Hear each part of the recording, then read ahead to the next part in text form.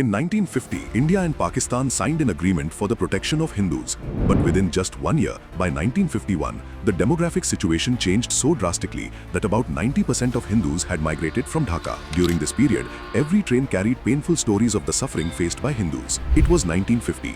The wounds of partition were still fresh, and the cries from East Pakistan were being heard in India. Large numbers of Hindu and Buddhist refugees were moving towards West Bengal, Tripura, and Assam. Every train brought stories of destroyed homes, broken temples, and separated families. Later, in 1965, a report by the Indian Commission of Jurists made it clear that the violence in East Pakistan in 1950 was systematic. Thousands were killed, women were abducted, and entire villages were destroyed. In this situation, on 8 April 1950, Prime Minister Jawaharlal Nehru and Pakistan's Liaquat Ali Khan signed the Nehru-Liaquat Pact.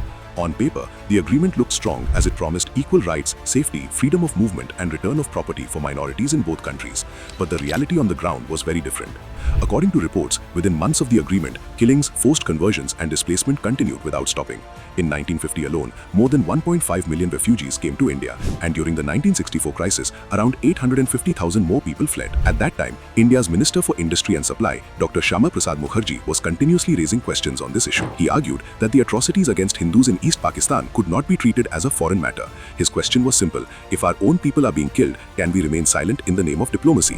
When he realized that government policy was far from ground reality, he resigned from the cabinet on 15th April 1950. He called it helpless idealism and warned that appeasement would worsen the situation. His concerns soon proved true. In 1951, Pakistan's Law Minister J.N. Mandal, who was close to Dr. Ambedkar, left Pakistan and came to India. In his resignation, he wrote that what he saw in Dhaka on 10th February 1950 was horrifying. Around 10,000 people were killed. In many places, Hindus were threatened and even women were forced into military camps.